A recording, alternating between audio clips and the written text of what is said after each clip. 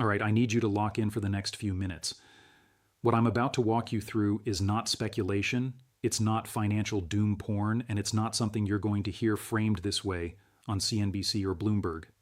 This is about a structural event that is unfolding right now in real time inside a financial instrument that 50 million Americans treat as the equivalent of cash. I'm talking about money market funds. And the mechanism that is quietly failing around them is not a rumor, it's not a theory. It's documented in Federal Reserve operational data, SEC filings, and regulatory announcements that almost nobody is reading. Here is what happened. On October 31st, 2025, the Federal Reserve's standing repo facility executed a $29.4 billion overnight liquidity injection, the single largest repo operation in over 2 decades, surpassing even the elevated activity seen during the 2019 repo crisis, when overnight lending rates spiked from 2% to 10% and froze interbank markets entirely. Then, 2 months later, on the final trading day of 2025, that record was shattered again. Banks and financial institutions borrowed $74.6 billion from the same facility in a single overnight session, the largest draw in the history of that facility. The Federal Reserve responded not by explaining it, but by quietly removing the $500 billion daily operational cap on repo operations, rebranding the facility, and announcing that it would purchase $40 billion in Treasury bills per month, beginning immediately. They are calling it reserve management. That is not what this is. This is not a crash. This is not a panic. This is not a rumor. What this is a system that is no longer functioning on its own liquidity. It is a financial architecture that requires escalating emergency interventions just to maintain the baseline stability that money markets are supposed to provide automatically. And sitting at the center of this architecture, holding $7.77 trillion as of February 11th, 2026, are money market funds, the instruments your employer uses to park payroll, the instruments your brokerage uses to hold your cash, the instruments millions of retirees use as a substitute for a savings account. They are not savings accounts, and the conditions building around them right now are more dangerous than they have been since September 16th, 2008. I've watched these sequences before. The names change, the instruments change, the specific mechanism that triggers the breakdown shifts from cycle to cycle, but the architecture underneath never changes. When a system requires external emergency liquidity just to process its normal daily functions, it is not stable. It is only stable for as long as the emergency support continues, and the moment the support cannot keep pace with the demand, that is when the structure that everyone believed was permanent reveals itself to be conditional.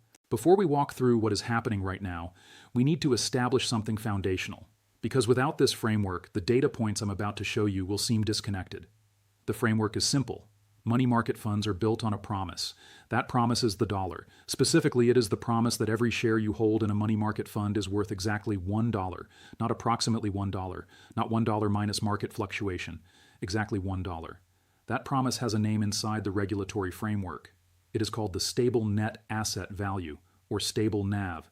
And that stable NAV is the foundation on which $7.77 trillion in institutional and retail capital currently rests. When the stable NAV holds, everything works. Corporations park hundreds of billions in cash there. Pension funds use it as a short-term liquidity buffer. Retail investors treat it as a bank account equivalent. The entire short-term credit market, commercial paper, treasury bills, repurchase agreements, runs on the confidence that money market funds will be there with liquidity at exactly $1 per share every single morning when the markets open. When the stable NAV breaks, and it has broken before, the consequences are not gradual. They are immediate and they cascade. To understand why that is, and to understand why what is building right now is structurally more dangerous than most people realize, we need to go back to September 2008, because that is the last time the promise broke, and the sequence that followed tells you exactly what happens next. On Monday, September 15th, 2008, Lehman Brothers filed for Chapter 11 bankruptcy. It was the largest bankruptcy filing in American history.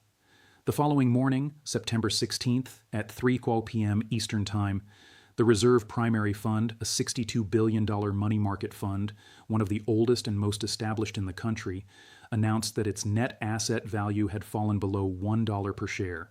It was worth 97 cents. Lehman Brothers had issued commercial paper that the Reserve Primary Fund was holding. That commercial paper was now worthless, and because the fund could not absorb the loss without breaking the $1 threshold, the buck was broken. That phrase, breaking the buck, sounds technical. What it means in practice is that the foundational promise of the instrument failed. And the moment that promise failed, every institutional investor who held money market funds anywhere had to ask the same question at the same time. Is mine next? The answer to that question was irrelevant. The question itself was enough. Within 24 hours, institutional prime money market funds, the funds holding corporate commercial paper rather than government securities, were experiencing redemption so rapid that the funds could not liquidate assets fast enough to meet them. Over the 4 weeks that followed, institutional prime money market funds lost $410 billion in assets. That is 30% of their total base, gone in 28 days. The commercial paper market, the short-term lending mechanism that corporations use to fund daily operations, payroll, and supply chains, froze entirely because money market funds had been its primary buyers. Companies that had nothing to do with Lehman Brothers suddenly could not borrow for 30 days. The credit mechanism that runs the operational economy seized. The Federal Reserve had to create emergency facilities, the commercial paper funding facility, the asset-backed commercial paper money market mutual fund liquidity facility, to directly backstop a market that had been functioning fine the week before, and the U.S. Treasury had to deploy $50 billion from the Exchange Rate Stabilization Fund to guarantee money market fund balances just to stop the run. Here is what matters most about that sequence. The Reserve Primary Fund did not break because it was poorly managed. It broke because it held one specific type of counterparty exposure, Lehman Brothers commercial paper, and that counterparty failed. The fund had $785 million in Lehman debt against a $62 billion asset base. That is 1.2% of the portfolio. 1.2% of the portfolio was enough to break the promise. And when the promise broke, the cascade that followed was not proportional to the original exposure. It was systemic, because the entire architecture of short-term credit was built on the assumption that the promise would never break. Now let me show you what the current architecture looks like, and why the stresses building inside it are not comparable to a single fund holding a bad exposure. They are structural, they are system-wide, and they are being driven by forces that regulators explicitly do not have good tools to manage. As of this week, total money market fund assets sit at $7.77 trillion. That number has more than doubled since 2018. It has grown through rate hikes, through inflation, through banking stress, and through a global pandemic. It has become the dominant form of institutional cash management in the United States. And the reason it has grown so dramatically is straightforward. As the Federal Reserve raised interest rates from near 0 to over 5% between 2022 and 2023, money market fund yields became genuinely attractive. 4%, 4.5%, 5%, while bank savings accounts continued paying fractions of a percent. Hundreds of billions of dollars migrated out of bank deposits and into money market funds. That migration accelerated regional bank stress, but it also created a concentration of short-term capital inside a single instrument category that now holds a larger share of institutional liquidity than at any point in the history of these funds. Here is the structural problem that this creates. Money market funds perform what regulators call liquidity transformation. They take in deposits that can be redeemed on demand every single day at exactly $1 per share, and they invest those deposits in instruments that are short-term but not instantly liquid: treasury bills, repurchase agreements, commercial paper, agency securities. The maturities are typically days to months, not hours. When redemptions are normal and gradual, this works. When redemptions accelerate suddenly, as they did in March 2020, when institutional prime money market funds lost 30% of their assets in 2 weeks during the COVID shock, the funds are forced to sell into a market that may not be liquid enough to absorb the selling without pricing impact. And the moment pricing impact appears, the stable NAV is threatened. And the moment the stable NAV is threatened, the incentive to redeem before the other institutional investors do becomes dominant. This is what economists call a first-mover advantage in a bank run. The math is simple. If you redeem now, you get $1. If you wait and the fund breaks, you get 97 cents or less. The rational move is always to redeem first. And when every institutional investor is running that same rational calculation simultaneously, the run becomes self-fulfilling regardless of whether the underlying portfolio is sound. The SEC recognized this dynamic and passed reforms in 2023. Those reforms require institutional prime money market funds to impose mandatory liquidity fees when daily net redemptions exceed 5% of fund assets. The intent was to reduce the first mover incentive by making early redemptions more expensive. But here's what the SEC's own data shows. In March 2020, the earlier version of liquidity fees and redemption gates, which had been designed after the 2008 crisis, did not stop the run. Some evidence suggests those provisions actually accelerated it, because the moment institutional investors saw that a fund was approaching the liquidity threshold that could trigger a gate or a fee, they rushed to redeem before the gate closed. The SEC's own regulatory documents acknowledge this. They describe the 2014 provisions as creating, and this is their language, unintended effects that did not achieve the intended objectives. They are now running a new version of the same mechanism, and the stress building in short-term funding markets suggests that new version has not been tested in a real crisis. Let me walk through the specific sequence of events that has been building since October 2025 because the timeline here matters more than any single data point. Bank reserves, the cash deposits that banks hold at the Federal Reserve, peaked at approximately $4.3 trillion in 2021 when the Fed's quantitative easing program was running at full scale. The Fed then began quantitative tightening in June 2022, allowing its balance sheet to shrink by letting maturing securities roll off. By October 2025, bank reserves had fallen to approximately $2.8 trillion. Now, $2.8 trillion sounds like a large number, but the Federal Reserve's own research explicitly notes that when reserves fall to lower levels, even small shocks can translate into outsized increases in short-term funding rates. The margin for error becomes thin, the system becomes brittle, and in October 2025, the signs of that brittleness began appearing in exactly the place they always appear first: the repo market. The repo market is the overnight plumbing of the financial system. Banks, dealers, and money market funds lend to each other short-term, typically overnight, with Treasury securities as collateral. It is the mechanism that keeps the daily liquidity of the financial system functioning. When the repo market is healthy, these transactions happen smoothly at rates near the Federal Reserve's target. When the repo market is stressed, rates spike, transactions become difficult, and institutions that need overnight funding cannot get it at reasonable cost. In September 2019, the repo market seized without warning. Overnight repo rates spiked from 2% to 10% in a single day, forcing an emergency Fed intervention that continued for months. That episode was the signal that the Fed had allowed reserves to fall too far. It was also the setup that made March 2020 so dangerous. The system was already under structural pressure before COVID arrived. What we saw on October 31, 2025 was the same signal. The Federal Reserve's standing repo facility, the backstop designed to prevent repo market seizures, was used for $29.4 billion in a single overnight operation. The record set in September 2019 was surpassed. The Fed did not announce this as an emergency. They characterized it as routine month-end liquidity management. That is technically accurate, but routine does not explain why the backstop facility, which had been almost entirely dormant between May 2020 and August 2024, was suddenly being used at volumes exceeding anything seen in over 2 decades. The system was not managing normally. It was managing through the backstop. 2 months later, on December 31, 2025, the same facility was used for $74.6 billion in a single session, secured by $31.5 billion in Treasury bonds and $43.1 billion in mortgage-backed securities. New record. And the Fed's response was to remove all operational limits from the facility entirely, rebrand it to reduce what they explicitly called the stigma of its use, and announce $40 billion per month in Treasury bill purchases that they are carefully not calling quantitative easing. Every one of those actions is a system that is acknowledging through its behavior that private liquidity is not sufficient, that the backstop is now necessary infrastructure, and when backstop infrastructure becomes necessary infrastructure, the question that matters is not whether the backstop exists. The question is what happens if the demand for the backstop exceeds the capacity of the response. Now, connect this to the $777 trillion sitting in money market funds. That capital is not passive. It is actively managed. Institutional money market fund managers are watching the same repo market data.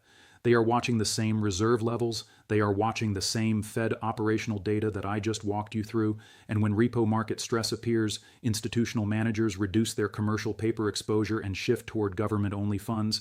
That shift is already happening.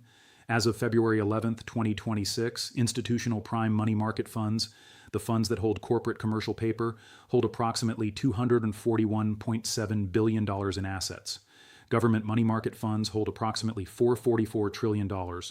Institutional investors are already migrating toward the safety of government securities within the money market structure. That migration is itself a signal. It is the same flight to quality dynamic that preceded the 2008 breakdown. It is happening more slowly because the system is larger, but the direction is the same.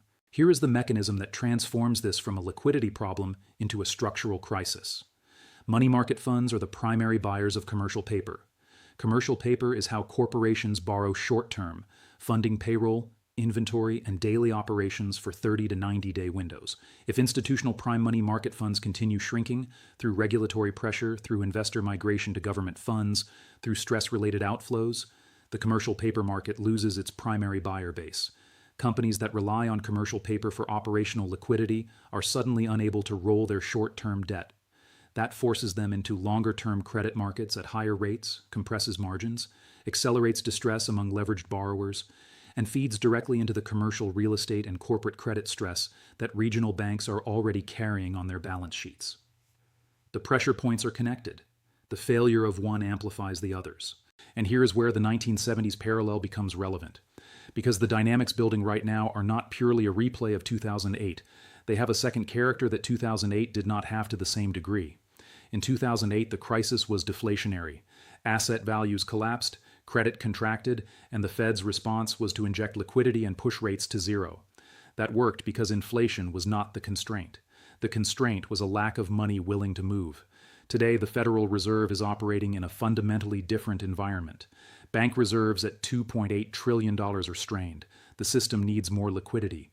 But the Fed is trying to inject that liquidity through repo operations, through T-bill purchases, at a moment when the fiscal deficit is running above 6% of GDP. The Treasury is issuing debt at a pace that absorbs the same liquidity the Fed is trying to inject. Every dollar the Fed puts in through T-bill purchases is partially offset by Treasury issuance that pulls cash out of the system to fund government spending. It is a treadmill. The Fed is running to stay in place. And money market funds, holding $7.77 trillion as an intermediary between investors and the short-term credit markets, sit directly in the middle of this mechanical tension. In the 1970s, this tension resolved through inflation. Real interest rates went deeply negative. Anyone holding financial assets denominated in dollars lost purchasing power every year because the currency was being debased faster than yields could compensate. Gold went from $35 per ounce in 1971 to over $800 by 1980. Silver went from $1.50 to $50. Investors who understood the difference between nominal safety and real safety, between an instrument that maintains its dollar value and an instrument that maintains its purchasing power, made extraordinary gains. Investors who held financial instruments that promised nominal stability while the denominator was being systematically eroded watched their real wealth decline by 50% or more over the decade, while the nominal value on their statement looked nearly unchanged. That is the insidious nature of the inflationary resolution. The account balance stays steady. The purchasing power disappears. Right now, money market funds are yielding approximately 3.75% according to the Crane 100 Money Fund Index as of December 2025.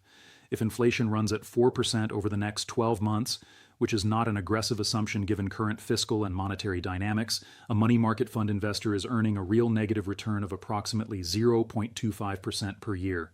That is the baseline scenario. In a stress scenario, where the Fed is forced to choose between containing inflation and preventing a liquidity crisis, and history says it will choose the liquidity crisis every single time, the inflation outcome is more severe, the real return on money market instruments is more negative, and the 3 cents per share loss that broke the reserve primary fund in 2008 begins to look achievable through a different mechanism entirely, not through credit default, but through inflation eroding the purchasing power of assets that the fund marks at stable amortized cost, while the real economy price for everything the fund's investors need to buy moves higher. There's a third parallel that almost no one is drawing right now, and it may be the most important one. In 1994, the Community Bankers U.S. Government Fund broke the buck. Not through credit default on corporate paper, through interest rate risk.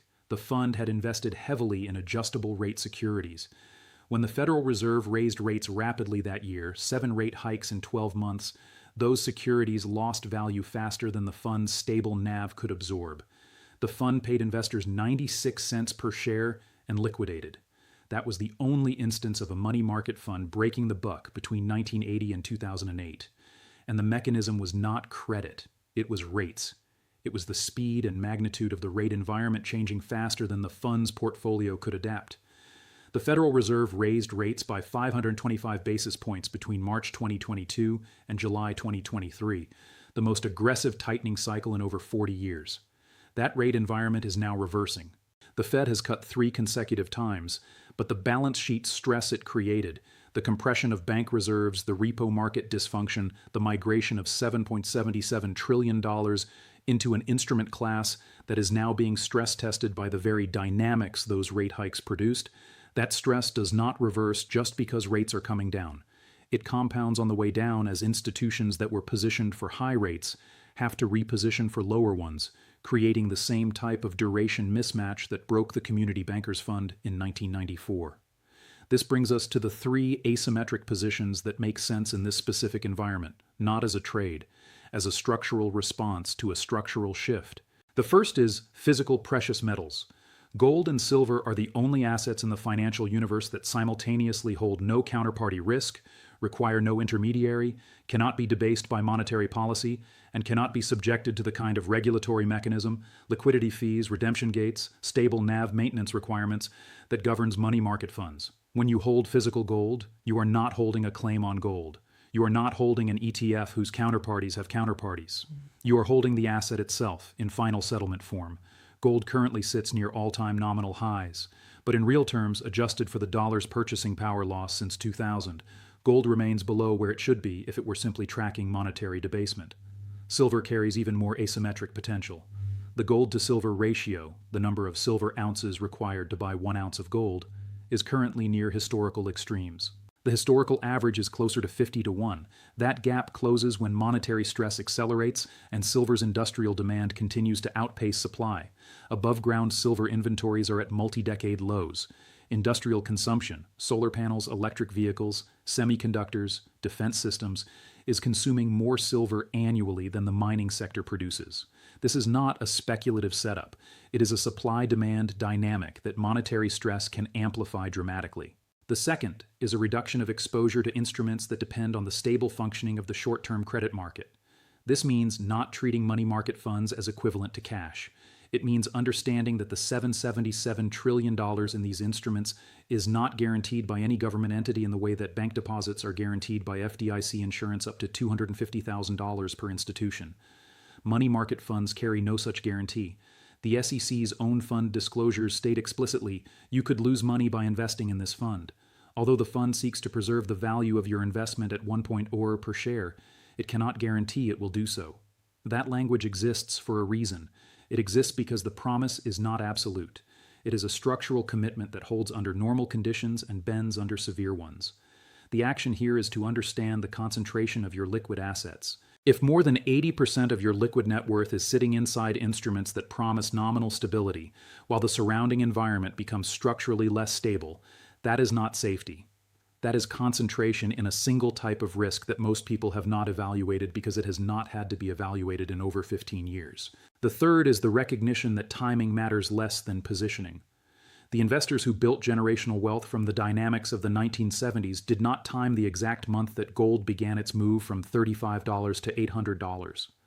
They recognized that the conditions producing that move, fiscal excess, monetary debasement, negative real rates, a Fed trapped between inflation and instability, were in place, and they positioned into assets that would benefit from those conditions before the move became obvious. The move from $35 to $800 was 2,285%. The investors who got in when the conditions were clearly forming, but before the consensus recognized them, captured the majority of that return. The investors who waited for confirmation captured a fraction. The conditions forming right now, bank reserves at structural lows, repo market stress requiring emergency backstops, money market funds holding $7.77 trillion in instruments that depend on the stable functioning of that same stressed repo market, a Federal Reserve injecting liquidity at the fastest pace since COVID while simultaneously managing an inflation overhang. These are the conditions, not the confirmation. The conditions. What you need to do right now, this week, not next month, is straightforward.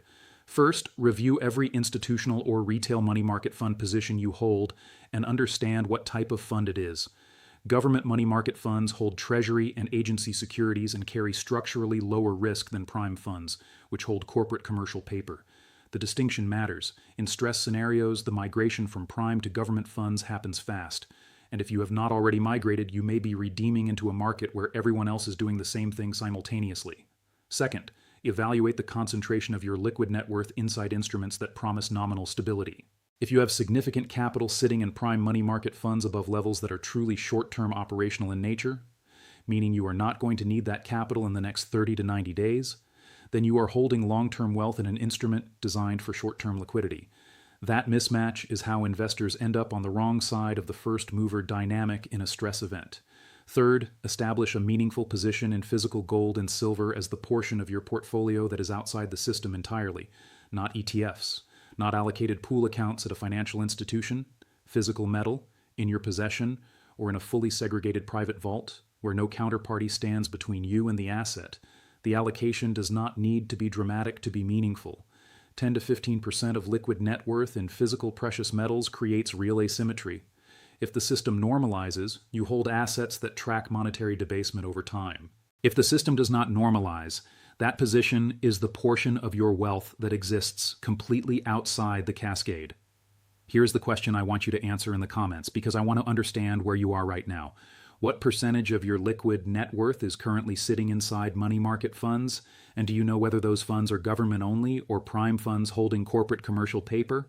Drop that in the comments because the gap between those two answers represents a risk exposure that most people have never explicitly evaluated.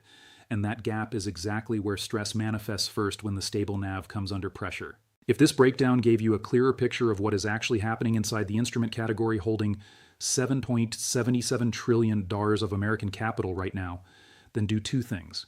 Hit subscribe and turn on notifications, because what I just walked you through is not the end of this sequence.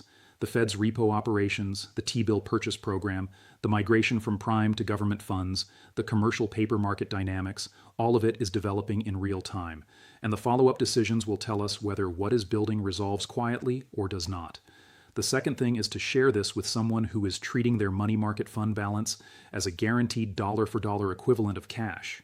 Because the difference between understanding what that instrument actually is and assuming it is something it is not, that difference is exactly what separates preparation from exposure when the sequence completes. The stress is not hypothetical. The data is in the repo facility records. The Fed's own actions are the acknowledgement. The only question that is still open is what comes next. And I will see you in the next one.